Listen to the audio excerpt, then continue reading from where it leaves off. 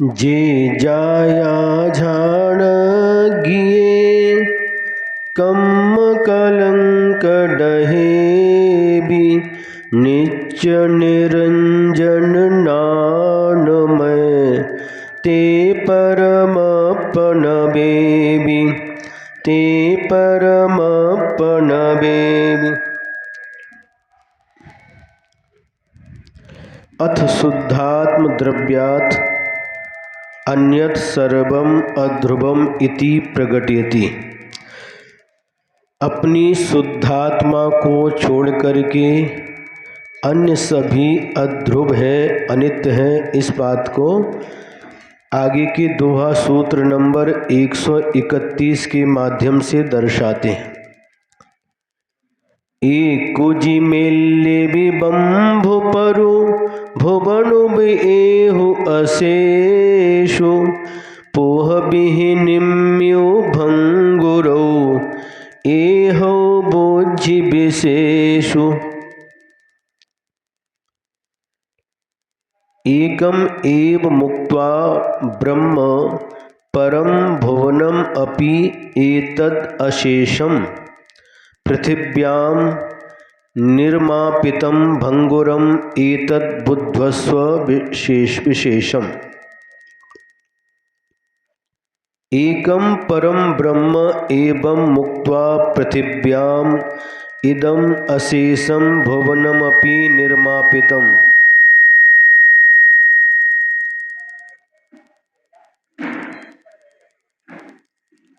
एक शुद्ध जीव द्रव्य रूप परम ब्रह्म को छोड़ करके इस धरती पर इस समस्त लोक के पदार्थों की जो रचना है वह सब भंगुरम विनाशीक है, नाशवान है।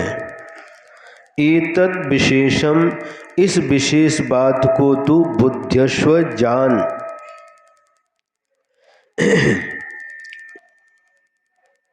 क्या कहा? इस तीन लोक में जो भी पदार्थों की रचना है या जो भी निर्मापित किए गए हैं, जिनका निर्माण किया गया है, वह सभी क्षण भंगुर हैं, नाशवान हैं। इस बात को तू जान।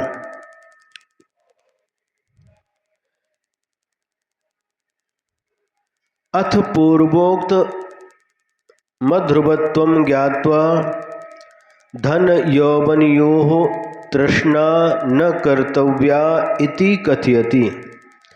अब पहले कहे हुए इस अध्रुवत्व अनित्यत्व को जान करके धन यौवन में तृष्णा नहीं करना चाहिए, ये कहते हैं। जे दिठासुरो गमणि ते अथ बणि न देठ ते कारणिम बढ़ धम्मु करी धनि जो बणि कौतिठ। ये दृष्टाः सूर्योद्गमने ते अस्तमने न दृष्टाः तेन कारणेन वत्स धर्मम कुरु धने यौवनी का तृष्णा। क्या कह रहे हैं? हे शिष्य, जो कुछ पदार्थ सूर्य के उदय होने पर देखे गए थे, वे पदार्थ अस्तमने न दृष्टा, सूर्य के अस्त होने के समय नहीं देखे जाते, नष्ट हो जाते हैं। तेन कारणेन, इसलिए तू धर्मम कुरु, धर्म को कर, धने यौवने का तृष्णा, धन और यौवन के संबंध में तृष्णा करने से क्या लाभ है? ये आवाज क्यों आ रही?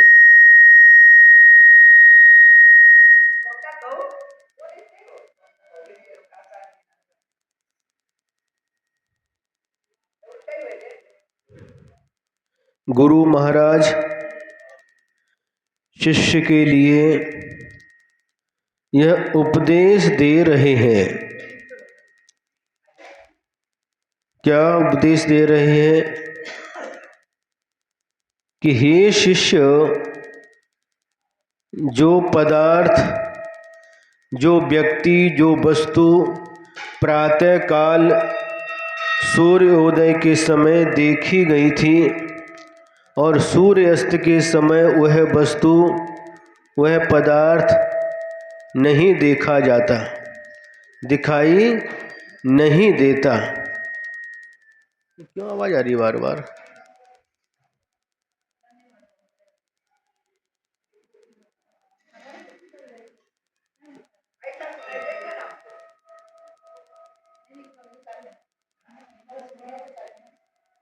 समझ में आ रहा है?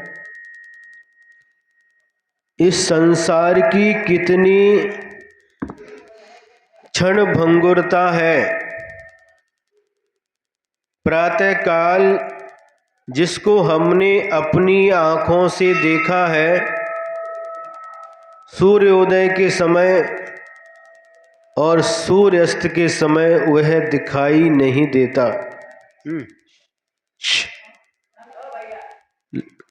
लवंडे,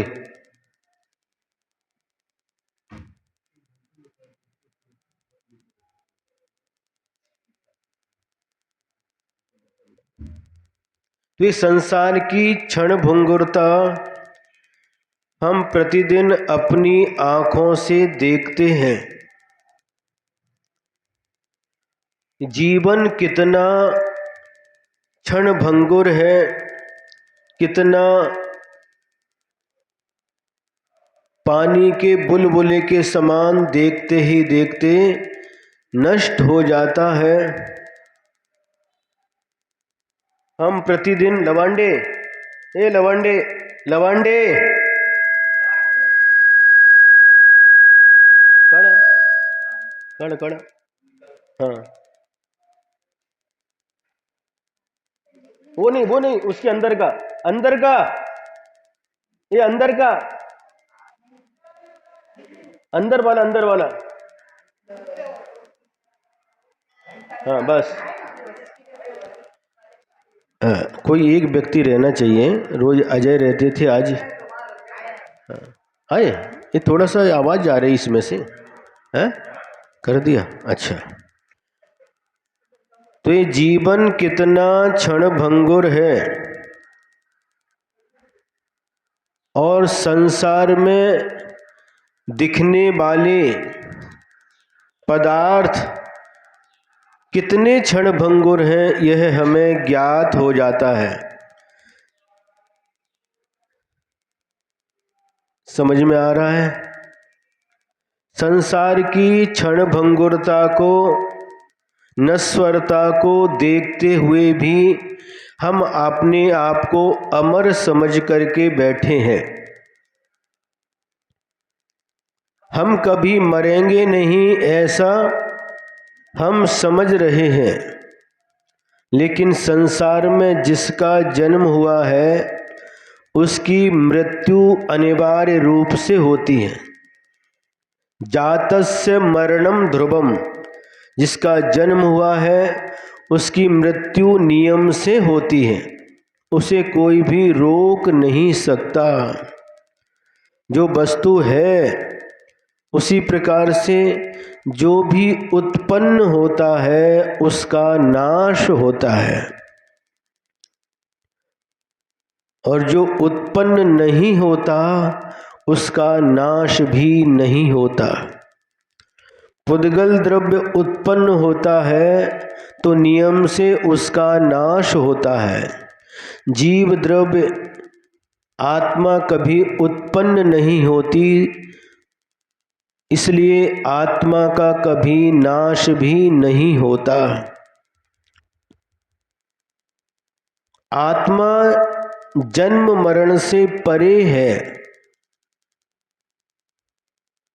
शरीर का जन्म होता है, शरीर का मरण होता है, लेकिन आत्मा का न जन्म होता है और न मरण होता है। आत्मा शाश्वत है।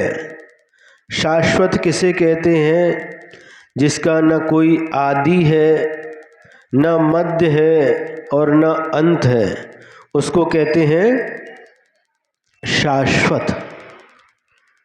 आत्मा शाश्वत है और आत्मा को छोड़ करके जितनी भी वस्तुएं हैं वो सब नाशवान है।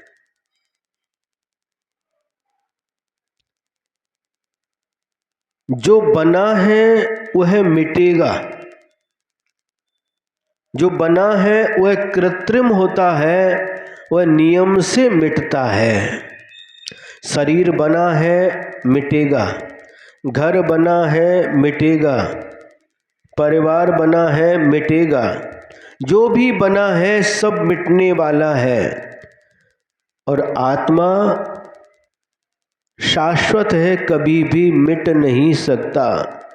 कभी भी आत्मा का अस्तित्व समाप्त नहीं हो सकता, यह नियम है।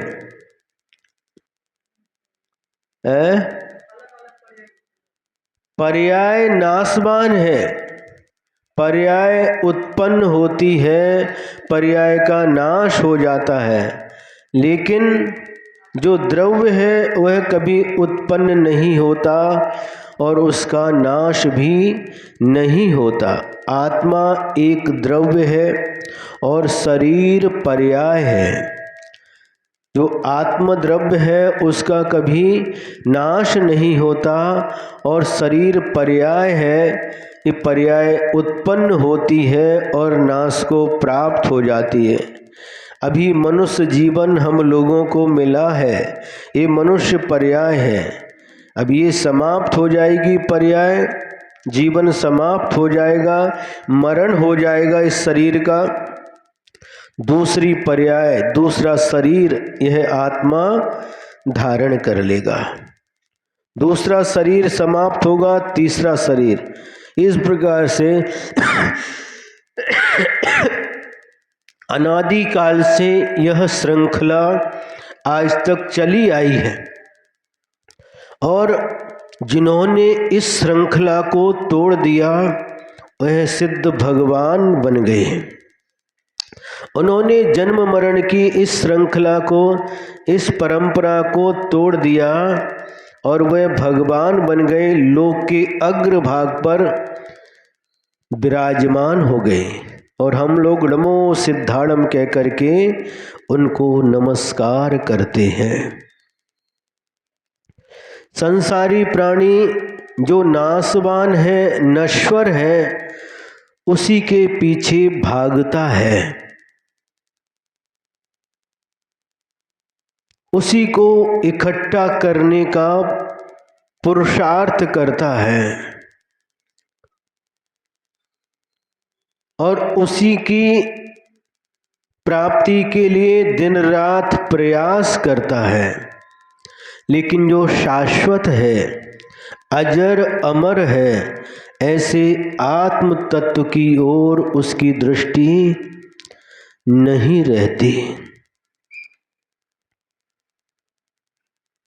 उस अजर अमर आत्मा की ओर उसका ध्यान नहीं जाता। जो कभी मरता नहीं, जिसका कभी नाश नहीं होता, ऐसी आत्मा की ओर कभी भी उसकी दृष्टि नहीं जाती, उसका ध्यान नहीं जाता। अनादि काल के संस्कार होने के कारण से इस प्रकार से संसारी प्राणी जीवन जीता रहता है।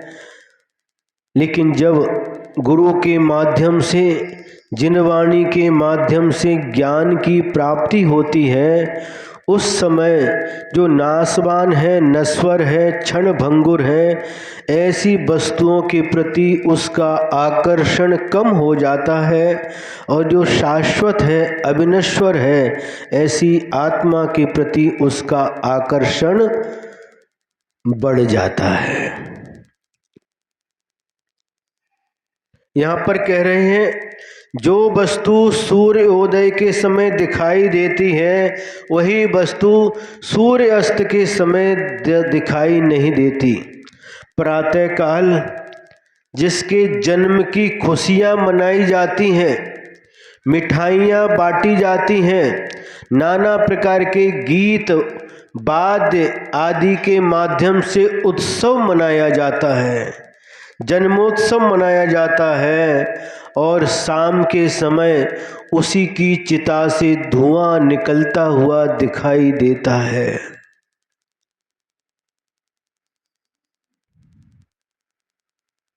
क्या कहा? ये सत्य है।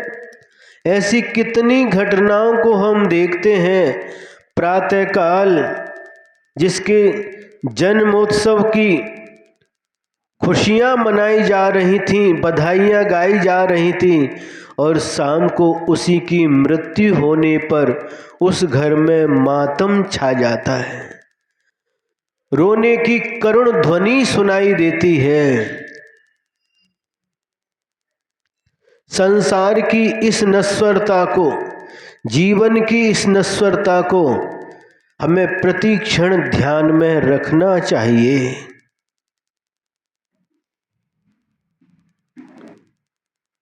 समझ में आ रहा है? ये जीवन कितना क्षणभंगुर है, उसके बारे में हम कल्पना भी नहीं कर सकते। ऐसी ऐसी घटनाएं घट जाती हैं कि जिसके बारे में हम कभी सोच भी नहीं सकते थे।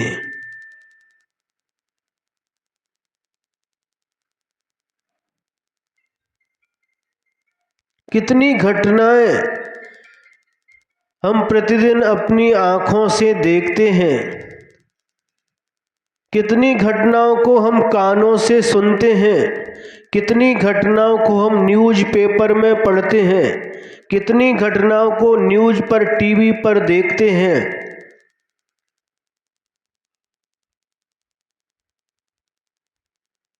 कि ऐसी ऐसी दुर्घटना घटी, इतने लोगों की मौत हो गई, इतने लोग सीरियस हैं, घायल हैं। कितनी सारी घटनाएं हम प्रतिदिन देखते हैं, सुनते हैं, लेकिन फिर भी हम कभी भी यह विचार नहीं करते कि ये घटना कल हमारे जीवन में भी घट सकती है। अरे ये तो उनके यहाँ हुआ है, उनके हमारे यहाँ थोड़े हुआ है।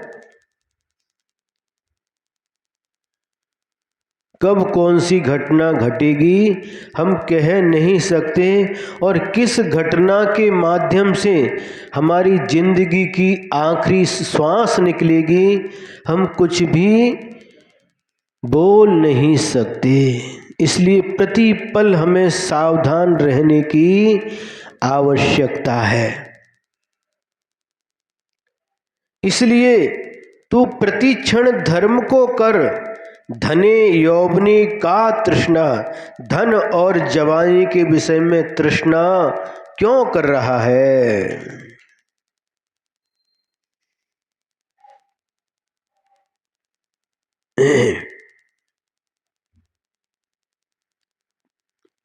कुछ तो समय निकाल प्रभु गुण गाने के लिए, हरदम है तैयार तू पाप कमाने के लिए। पाप कमाने के लिए तो हरदम तैयार है, लेकिन थोड़ा समय धर्म के लिए निकालो, जो धर्म हमारे साथ में जाने वाला है। जो धर्म हम करेंगे वही हमारे साथ में आने वाला है। धर्म को छोड़ करके और कुछ भी साथ में आने वाला नहीं है। जो पुण्य और पाप हम करते हैं वही हम साथ में ले करके जाते हैं, बाकी कुछ भी हमारे साथ में नहीं आता। अब आगे कहते हैं, अथ धर्म तपश्चरण रहितानाम मनुष्य जन्म वृथा इति प्रतिपादयति। धर्म और तपस्या से रहित मनुष्य का जन्म व्यर्थ होता है, इस प्रकार का प्रतिपादन किया जाता है। धम्मो न संच्युतो न क्यों रुखे चम्मयेण खज्जी बिजर उद्देहिये नरै पड़िबौतेन। आप लोग इधर सामने बैठेंगे तो मैं, अच्छा इधर सामने बैठो सुरेश जी, पुढे बसा, इकडे बसा।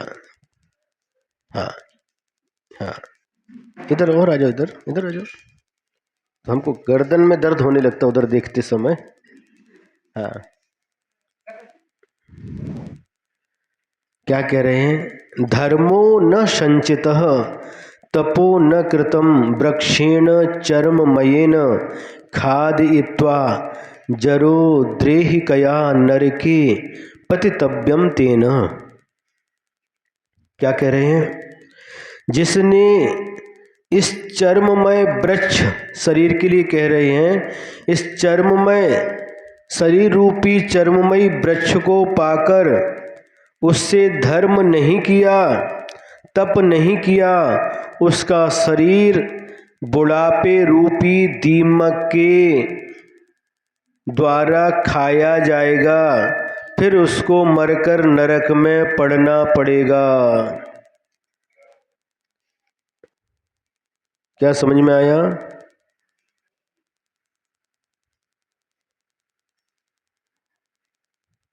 यदि इस मनुष्य शरीर को प्राप्त करके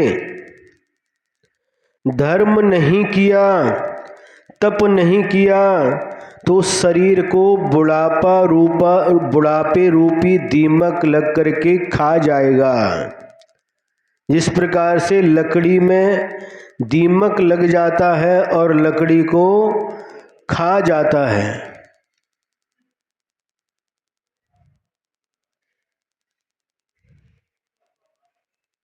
उसी प्रकार से वो पूनम वाले हैं अभी, कब निकले, किधर पहुंचे होंगे अभी? हाँ अच्छा, हाँ। तो इसलिए हमें धर्म करना चाहिए। कितने प्रकार से समझा रहे हैं? 5 मिनट हो गए? अच्छा। तो हमें इसलिए अच्छी तरह से धर्म करना चाहिए, धर्म का पालन करना चाहिए।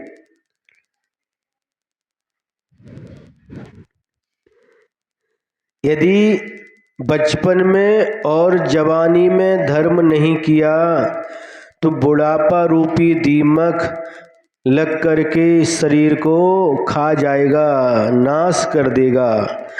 देखिए कितनी अच्छी तरह से गुरु महाराज हमारे लिए समझा रहे हैं। गुरु का क्या काम है, क्यों समझा रहे हैं, क्या लेना देना? अपनी आत्मा का कल्याण तो कहीं पर भी जा कर के तपस्या करके कर लेते हैं, समझाने की क्या आवश्यकता है? लेकिन गुरु के अंदर वह करुणा का स्रोत बहता रहता है। जिस प्रकार से मुझे धर्म मिला, धर्म का मार्ग मिला, उसी प्रकार से संसार के जो दुखी प्राणी हैं सबको यह सुख का मार्ग मिले, सबको सुख की प्राप्ति हो, इस प्रकार से करुणा मन में धारण करके भव्य जीवों के लिए उपदेश देते रहते हैं। ये शास्त्र लिखे गए हैं। उन गुरुओं को क्या आवश्यकता थी शास्त्र लिखने की? जंगल में रह करके ध्यान करके अपना कल्याण करते, लेकिन अपना कल्याण कर लेते, लेकिन आगे आने वाली जो पीढ़ी है उसका कल्याण कैसे होगा, इस बात की मन में उनके चिंता थी, इसलिए हम लोगों के कल्याण के लिए ये ग्रंथ लिख करके चले गए। हजारों वर्ष हो गए, वह गुरु महाराज, आचार्य महाराज वो तो चले गए, लेकिन आज हम लोगों के लिए शास्त्र लिख करके गए हैं, जिनको पढ़ करके हम भी उस मार्ग पर चल सकते हैं, धर्म के मार्ग पर चल सकते हैं। यह उनकी करुणा, यह उनकी विशेष कृपा हम लोगों के ऊपर बरसी है। कितनी तरह से समझा रहे हैं, कभी न कभी तो समझ में आ जाए, कोई ना कोई बात अंदर तक चली जाए तो इनको समझ में आ जाए। हे जीव जिनेश्वर पदे परम भक्तिम कुरु इति शिक्षाम ददाति। हे भव्य जीव, तो जिनेन्द्र भगवान, बीतरागी अरिहंत भगवान के चरणों की भक्ति कर, यह शिक्षा देते हैं।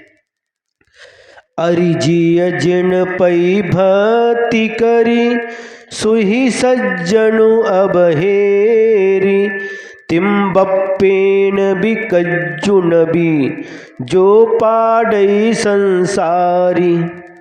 अरे जीव, जिन पदे भक्तिम कुरु,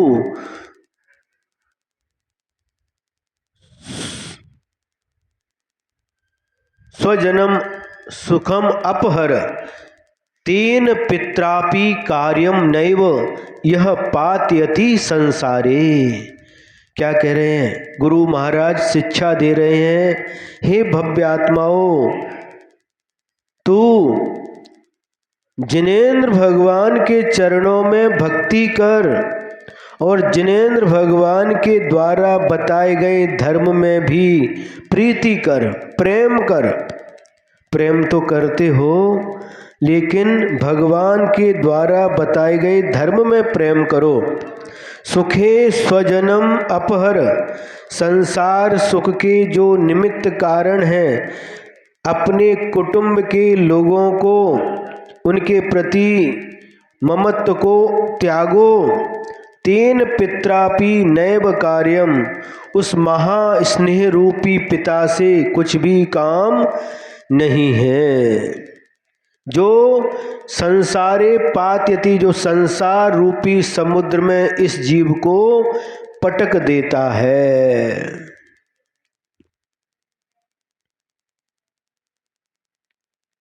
ये रास्ता बताया जा रहा है, संसार के प्रति, परिवार के प्रति ममत्व भाव को कैसे छोड़ें।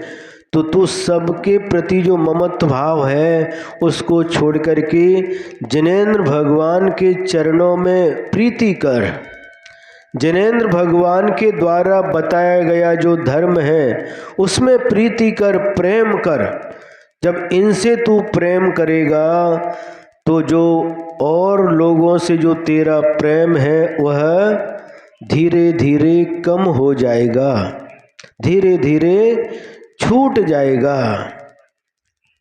क्योंकि उनसे जो प्रेम कर रहा है, परिवार से, धन से जो तेरा प्रेम है, वह प्रेम तुझे संसार में पटकने वाला है। और बीतरागी अरिहंत भगवान, जिनवाणी माँ और निर्ग्रंथ गुरु से यदि तू प्रेम करेगा तो तू संसार समुद्र से पार हो जाएगा। काय केलं पाहिजे?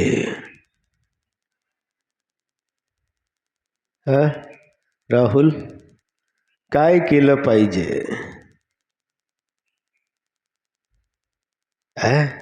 दोनों रास्ते आपके सामने हैं। संसार में गिरना है तो भी आपके लिए रास्ता खुला है, और यदि मुक्ति प्राप्त करना है, संसार के दुखों से छूटना है, तो भी रास्ता आपके लिए खुला है। दोनों रास्ते आपके सामने हैं। अब यह आपको तय करना है कि किस रास्ते पर, किस मार्ग पर हमें चलना है।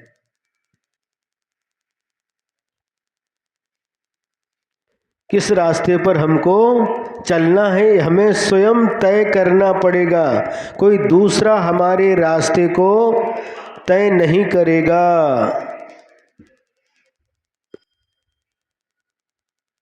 ऐकून घ्या कुणाल, बोलू नका।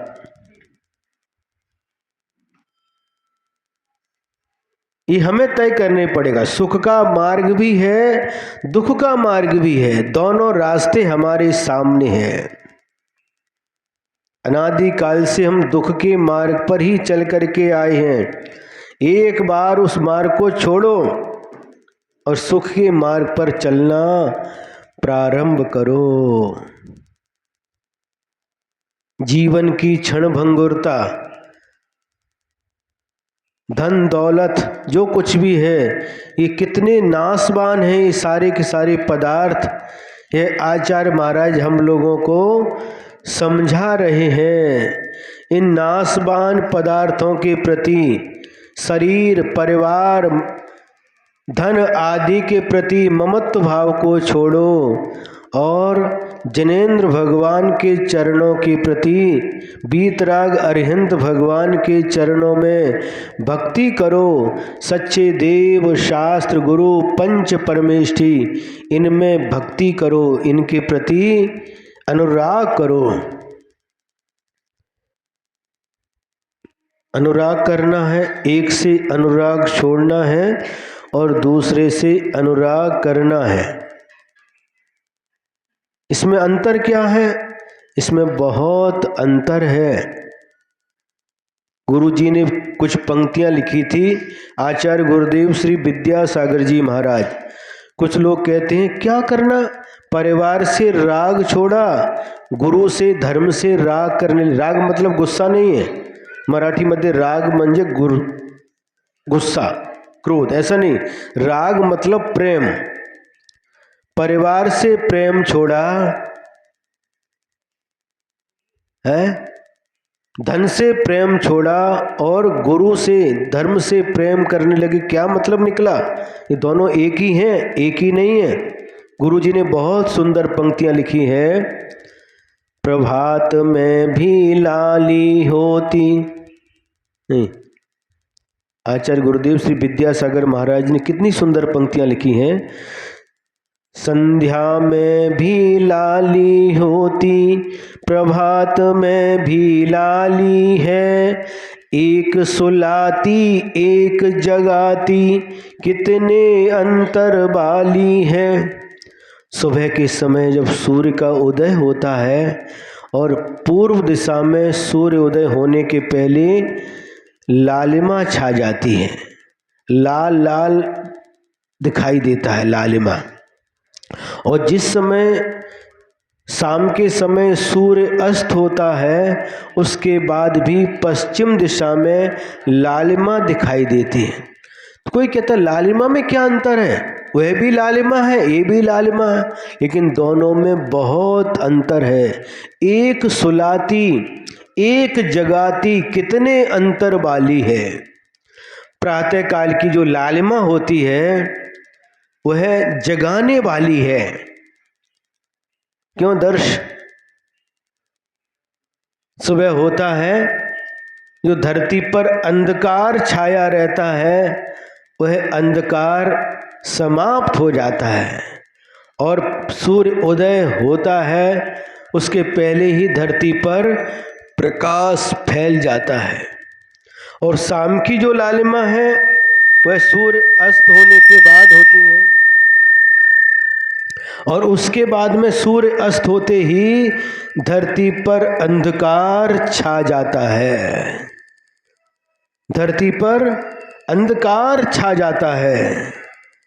तो कितना अंतर है। एक लालिमा के बाद प्रकाश आता है और एक लालिमा के बाद, शाम की लालिमा के बाद धरती पर अंधकार फैल जाता है। कितना अंतर है दोनों लालिमाओं में। एक सुलाने वाली है, एक जगाने वाली है।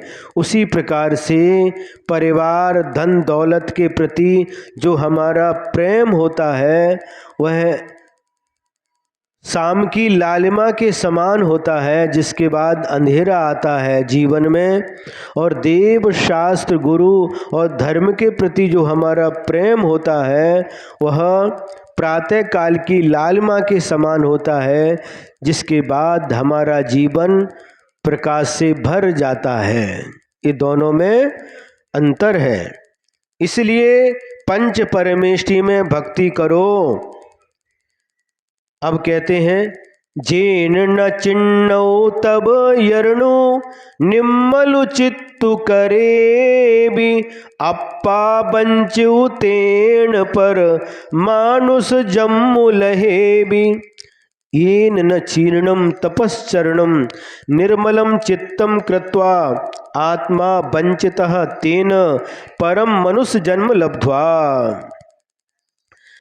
येन तपश्चरणम न चीर्णम, जिस जीव ने तपस्या नहीं की, निर्मलम चित्तम कृत्वा, तेन निर्मल मन को निर्मल नहीं किया, मन की कलुषता को दूर नहीं किया, उसने मनुष्य जन्म लब्ध्वा परम आत्मा वंचिता। उसने मनुष्य जन्म को प्राप्त करके भी सिर्फ अपने आप को ठगा है। ठगा समझते हैं? मराठी में क्या बोलते हैं? ठग गए, वो ठग गए। दूसरे को ठग लेते हैं, ठग। हिंदी में ठगा बोलते हैं, फसौला। हाँ, धोखा दिया। जो यहाँ पर कह रहे हैं, जिस जीव ने मनुष्य जन्म पाकर के भी धर्म का पालन नहीं किया, तप नहीं किया, अपने मन को निर्मल नहीं बनाया, उसने मनुष्य जन्म प्राप्त करके भी अपने आप को धोखा दिया, अपने आप को ठगा, अपने आप को फंसाया। समझ में आ रहा कि नहीं? क्यों योगेश, समझ में आ रहा कि नहीं योगेश गंगवाल? थोड़ा थोड़ा आता है, लेकिन जैसे ही दुकान पर जाते हैं तो फिर जैसे कि तैसे हो जाता है।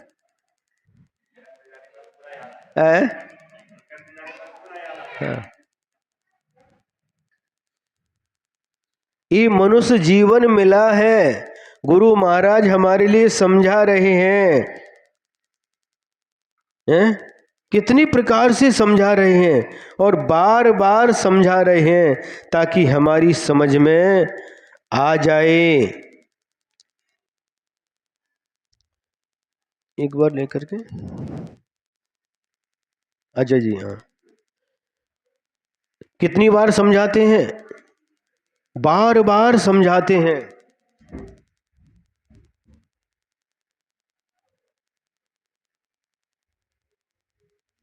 कितनी बार समझाते हैं? बार बार समझाते हैं, ताकि हमारी समझ में आ जाए।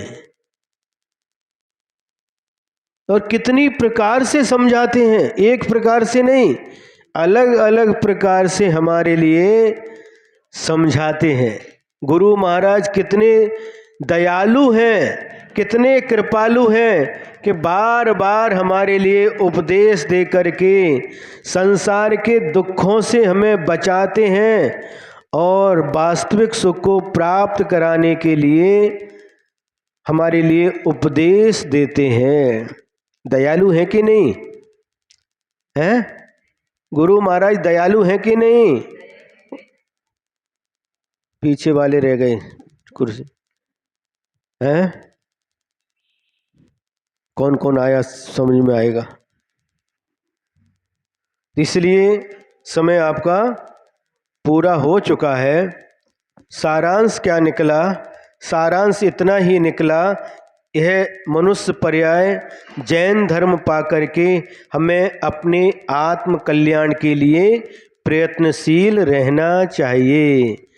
यदर्थ मात्रा पदवाक्यहीनम मया प्रमादा यद् किंचनोक्तम तन्मे क्षमित्वा विदधातु देवी सरस्वती के बलबोधिलब्धिं बोधि समाधि परिणाम शुद्धि स्वात्मोपलब्धि शिव सौख्य सिद्धि चिंतामणिं चिंतित वस्तुदाने त्वां वन्द्यमानस्य ममास्तु देवी त्वां वन्द्यमानस्य ममास्तु देवी। द्वादशांग जिनवाणी माता की। परम उपकारी परम पूज्य आचार्य गुरुवर श्री विद्यासागर जी महाराज की।